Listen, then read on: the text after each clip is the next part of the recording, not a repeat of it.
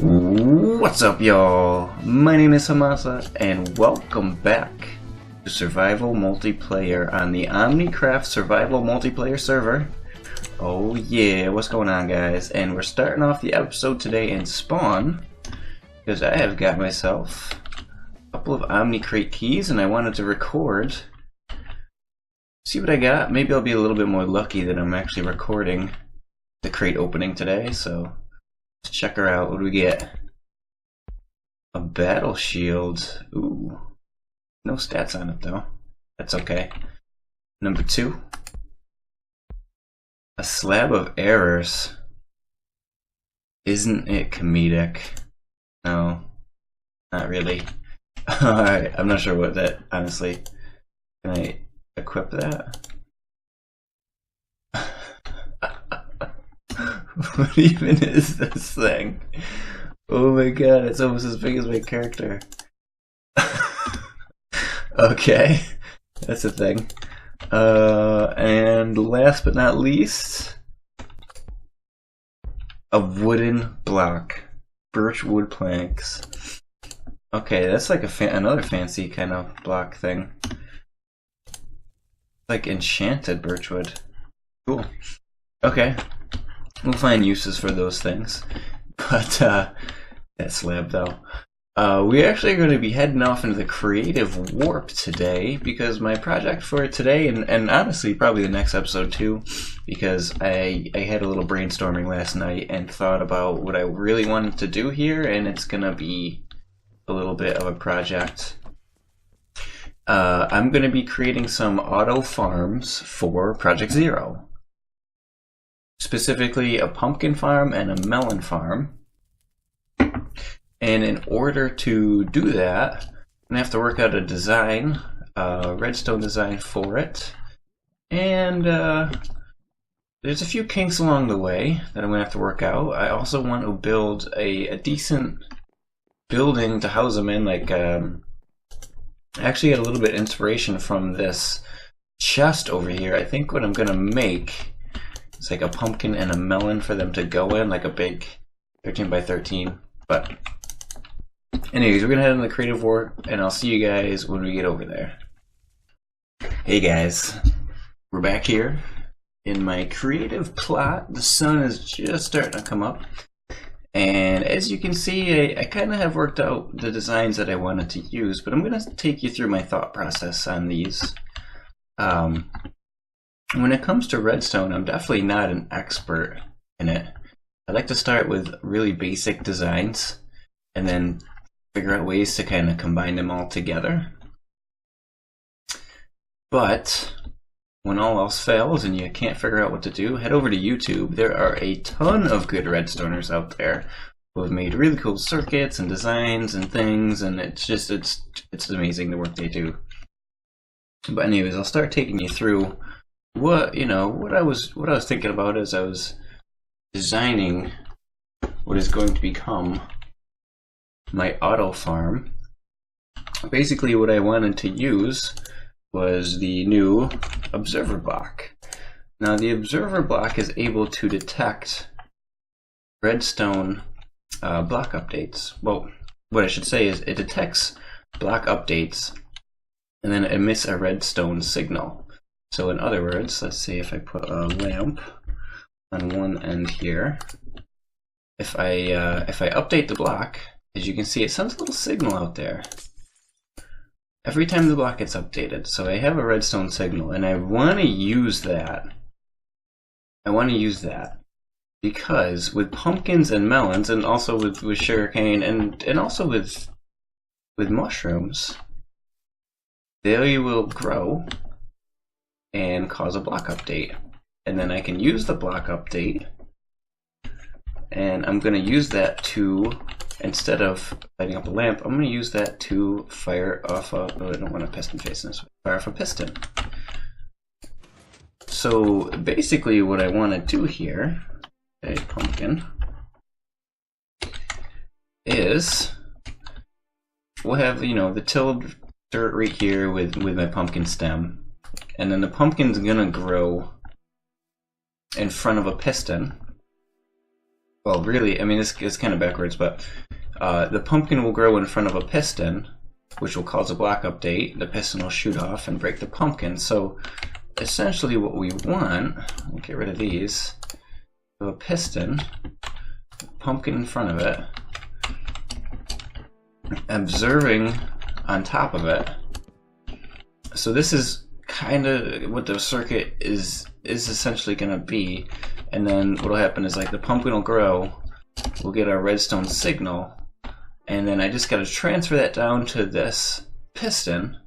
So the piston fires off, breaks the pumpkin, and it'll push it forward into whatever the collection system we're using. And I'm going to be using a minecart, a hopper minecart specifically, to collect instead of using a long line of hoppers, just because it's a little bit less expensive with iron, and I feel like it's a little bit less lossless. Ooh, that's tough to say that 10 times fast. A little bit less lossless, and it just makes more sense to have a hopper minecart running only when I really need it to, as opposed to, you know, a ton of iron on hoppers that are working constantly. They constantly work, but they're not actually collecting anything unless there's something to collect. So, but anyways, I'm gonna set up a couple different modules here and show you guys the different ways that you could potentially do this and the ways that potentially it could go really, really wrong. So we'll be back in just a second. And we are back.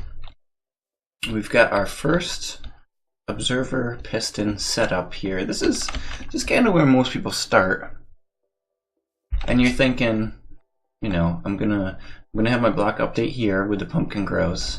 This observer is going to observe it, which is then going to power this observer. It's going to output a redstone, and then we have a third observer looking down to power into the piston here. Now you think, okay, this is pretty basic, and this is kind of what I want, right? The observation loop. The problem being, it doesn't actually output the signal. It doesn't catch it here. So you want to put a piece of redstone right on top, and this is where we start to see problems. What happens is you get your redstone block update up here, which updates, it triggers this observer, it triggers this observer, it triggers the piston. Now the problem is, you see here we have a clock now, which is cool if you want a clock, but we don't want a clock. We don't want a clock, so we get rid of that redstone to shut it off. So basically what's happening here is we're detecting the update. It powers the loop down to the piston, which shoots. The piston itself now causes an update. So this block fires again, which causes the loop to go, which causes the piston fire. The fire causes the update. So we get a loop here. And that's no good, because we're not going to be able to grow pumpkins. Actually, I don't honestly know if it would grow pumpkins, but your whole farm would constantly be firing off like 14, 15, 100 pistons, just constantly. That noise, just sit with that noise for a bit. Yeah, that's not fun. That's not fun. So we'll get rid of you. So we're going to move over to the next nodule here, and let me actually grab a little bit of a light. What are those things called? Torches. Those are the things that I like. Grab some torches here. So one of the most common ways to fix the redstone loop that I've seen in my searches is via a sticky piston. So essentially we have the same thing here.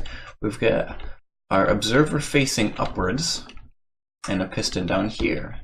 The only difference is that we do have our observer facing downwards, but you see how it's kind of floating out here? That's because these observers output a one-tick pulse, a monostable pulse. It's one tick, and it fires so fast that that sticky piston actually can grab an object, bring it in, and then it pushes it back out. It doesn't stay sticky. So as you see, what happens is it grabs the observers, pulls it in for that one tick pulse.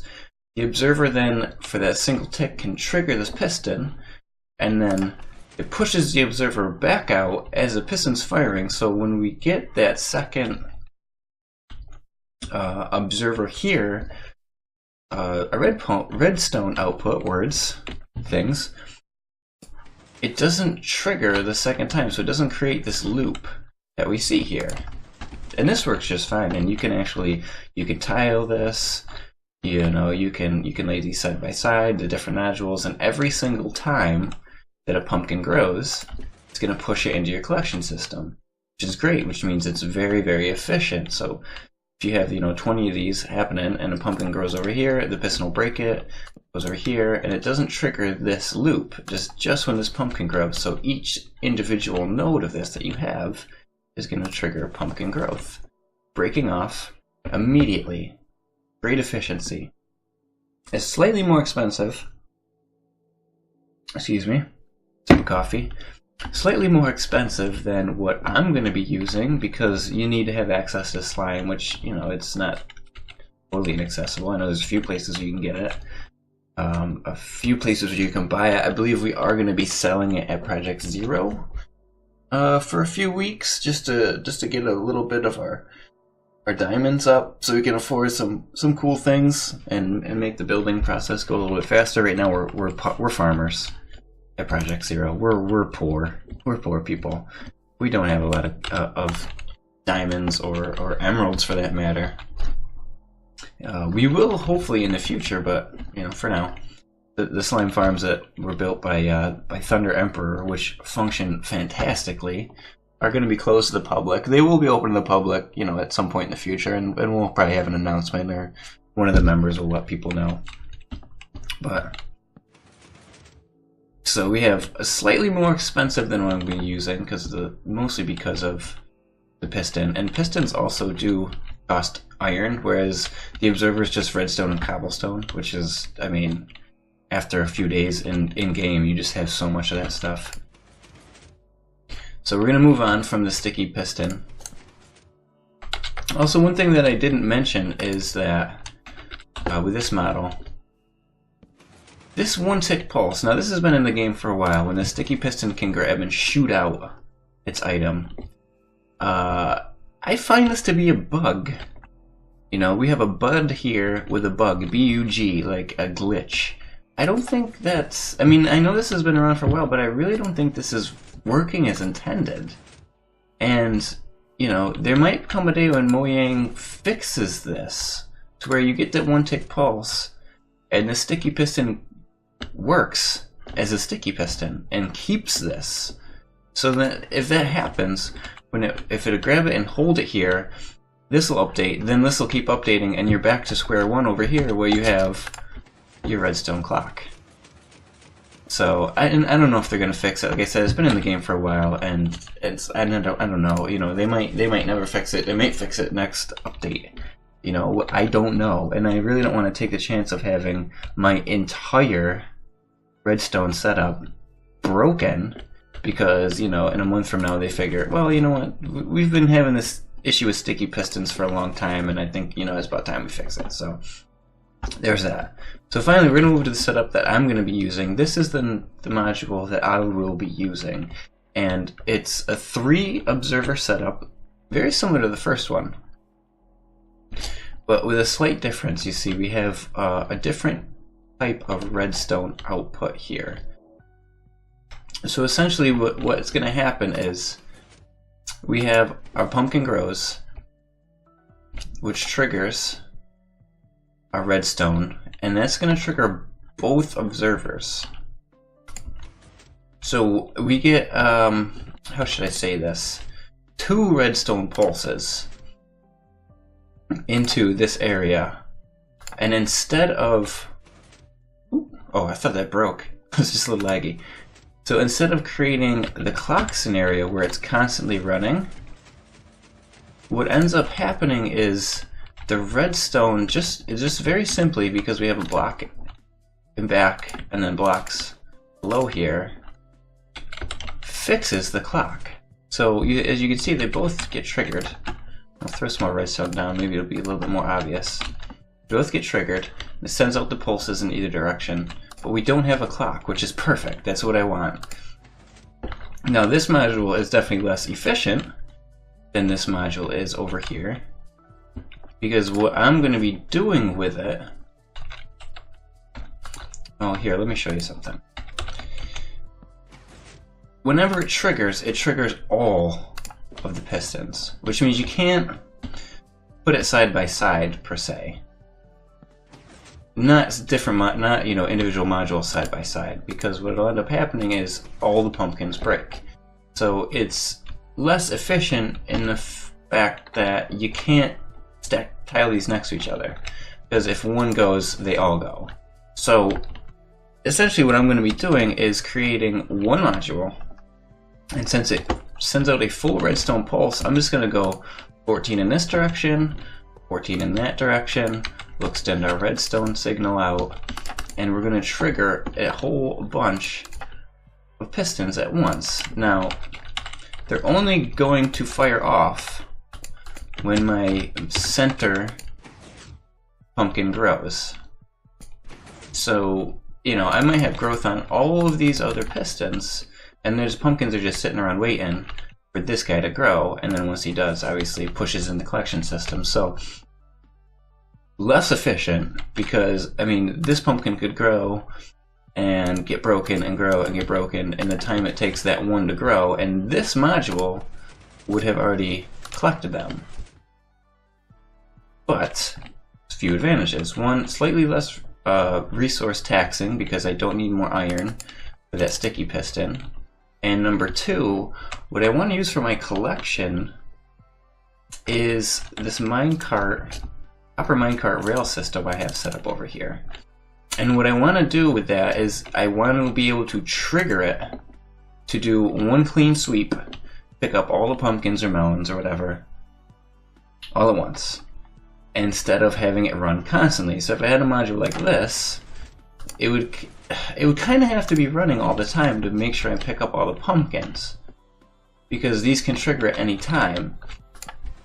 I guess I could connect, out the back here, take the output, and just run it, and I would output every single one of these, and we would just connect them up in the back to the rail system. But what I really want to do is have my one signal from the pumpkin. I'm going to capture that signal, and I'm going to do is I'm going to use that signal captured to trigger a rail collection system, so that the only time this thing is going to even run is when we have all the pumpkins sitting there waiting for it to collect. So I feel like that'll help out the server lag a little bit.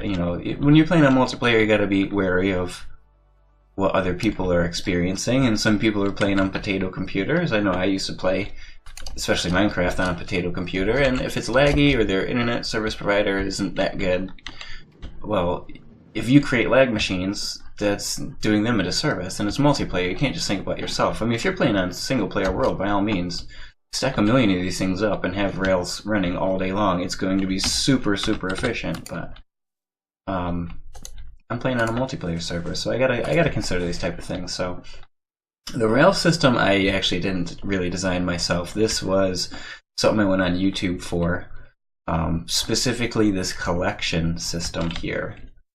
And I found one that's extremely simple. Look at it. It's extremely simple. You kind of can just see what happens here. Comparator, redstone torch, repeater.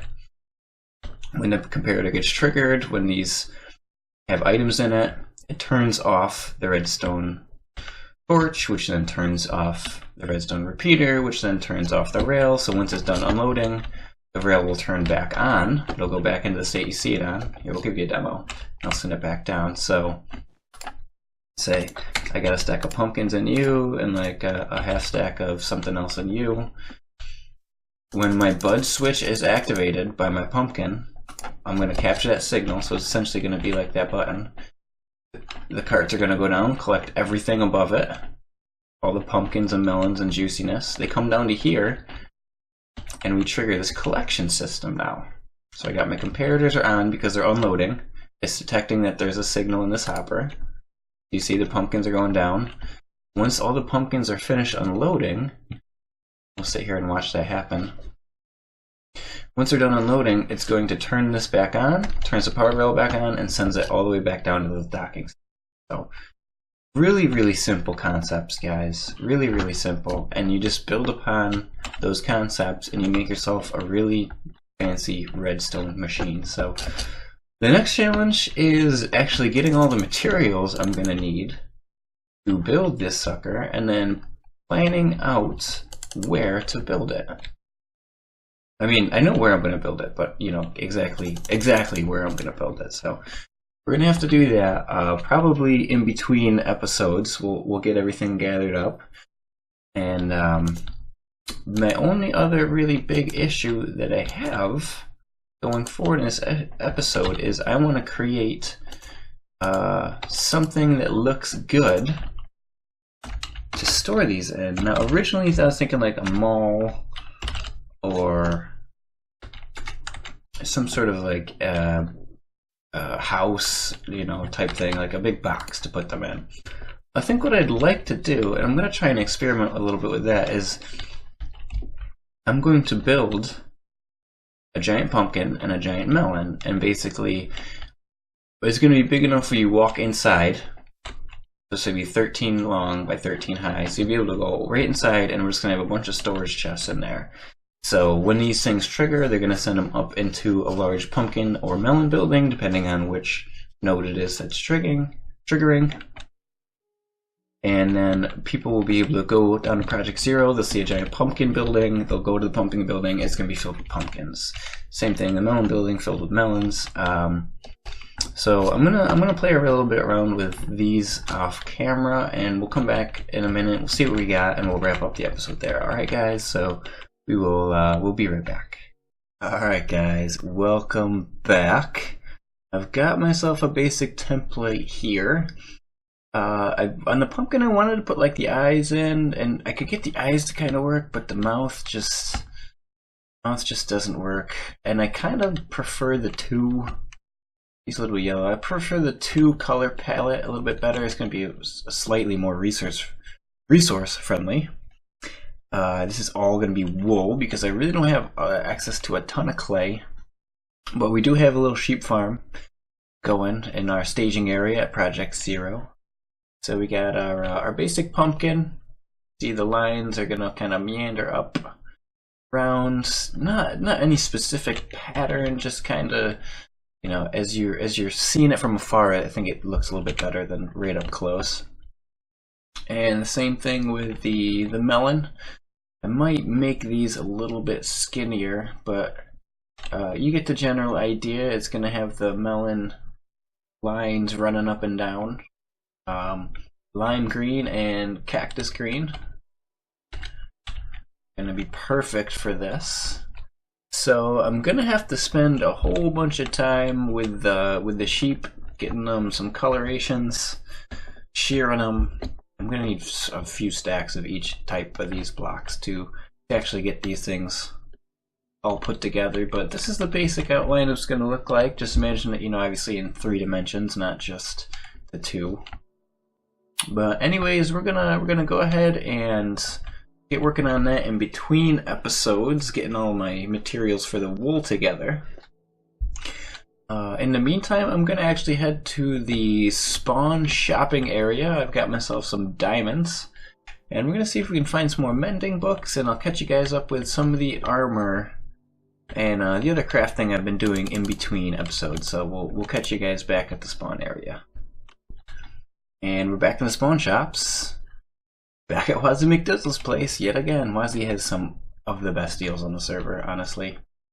Ender chest, shulker boxers for 10 diamonds. That's the cheapest that I've seen. He's always got some mending stuff, but what we're interested in is actually upstairs in this little enchanting area. I want some enchanted books. And what I'm looking for today is fire protection. I have crafted some diamond armor, and I've enchanted some diamond armor, and it's all pretty much all of it's got protection on it, protection 4 or whatever. But I want to get a little bit of fire protection going because in case I fall in the lava or I'm in the nether doing some stuff, not quite as worried about blast protection. You know, I'm generally pretty good at getting my shield up or avoiding blasts. But fire protection I could use. These are all 1 diamond enchants, so I want the fire protection. And I think there's a couple fire protection 3s. And I'll just combine them. 3 fire protection 3 and fire protection 3. Okay. So we'll exchange some diamonds for those. So I'll make a fire protection 4 and 4 and combine them for fire protection 5. Hopefully that works. I'm making a fool out of myself right now. Pretty sure you can do it like that. Otherwise you'd probably charge more diamonds, right? And then let's see. Blast protection? No, that's pretty good for now. What's it got for enchanted stuff? A diamond axe. I already have a really good diamond axe. I'm gonna be using it very soon too, because this iron one is just about to break. I haven't actually seen any mending available. Seems like everybody's pretty much sold out, which kind of stinks. But I know there's a lot of people that can access it now, and in general, it's been going for about 15 to 20 diamonds for a mending book, which is a pretty good deal, I'd say. Especially because once you have access to mending, it's free almost to make. Let's see. I would also like to try and find a beacon for maybe 20 or so diamonds. 15, 20 diamonds I think is pretty fair for a beacon. Let's see if I can find that on camera real quick. I know somebody right over here has beacons for sale. I just forget which shop it is. We have several shops as you can on the server. Besides this big building, most of the other buildings, like not the huge buildings, but the smaller buildings, these are all player shops. Let's see, mending? No. Yeah, everybody's kind of sold out of mending right now. That's kind of the problem with mending is everyone wants it. I mean, honestly, if I had it, I'd probably be charging more, but you know, people are trying to be competitive. They want to get their diamonds. I understand. Who had the beacons? Beacons. Shulker boxes, 10 diamonds. Doesn't have any in stock. I believe Wazzy had a bunch in stock. If you guys need shulker boxes, if you like them and you have the diamonds, hit up Wazzy's shop. He has some of the best deals. I would highly recommend going into his shop and buying the things that you need. I'm gonna keep searching around. Once I find this beacon, I'll be right back. Alright guys, we finally tracked down a beacon. The Shop 24, the Geek Online, and I Feel Bad. They got a decent shop here. I believe this is a slime. A slime like pixely art thing. Not a slime block, but the actual like mob. It's got beacons, 20 diamonds. That's a good deal. I'll take that. 20. I have 1 beacon. Looks like he's also got wither skeleton skulls. I don't know if he also wants the 20 diamonds for that. Doesn't really specify, but upstairs I was looking around and he has something else that I've been looking for that I haven't really seen. That chest. So 1 diamond. Alright, there it is. Thorns 2. That's what I want. We throw some thorns right on top of another piece of armor. So I'm gonna head back. Projectile protection 1. Not a very good deal. I'm gonna head back to the mine. I'll show you guys what I've been working on in between episodes here, and we will be right back. Alright guys, welcome back. We're in the mine. Mine shaft, the desert mining shack. I've been doing a lot of mining down there. Got myself a fair amount of ore saved up. You can see. Not a crazy amount. I've seen some people that have like full stacks of diamond blocks so far. But I've converted a lot of the diamonds that I did have into actual armor. So you see here I've got some really nicely enchanted bootsies, a new sword, Smite 5, or aspect looting with mending. That's ready to go. I'm just waiting for this sword to break. It's got Unbreaking 2 on it, so it's been a while. Whatever. I've got my efficiency 5 silk touch axe with Bane on it. I like to have Bane on the axe and Smite on the sword. That's the way I'm fighting the undead mobs with the sword, and then like I'm just farming away with cows or whatever. I can just do my jump attack with the axe and take them out one hit. Sword does cook them, which is kind of nice too, but well, that's what it is. And also got a shovel. I don't have mending on the shovel yet, so I'm not quite ready to use it. Although got Unbreaking 3 and also Silk Touch on it, which is very nice. Once I get mending, that'll be getting out. I tend to go through shovels pretty fast because when you're using your shovel like on a big project, just taking out a desert or taking out a bunch of dirt, it tends to take some wear and tear really quickly. So that'll most likely be my next mending book. Also got some basic leggings with protection 3, whatever. Those are the ones that are going to have the fire protection on them. They have the lowest protection. My chest plate, which is going to be getting thorns, also protection 4. But I'll have thorns, which is a little bit better. Still waiting for mending on these.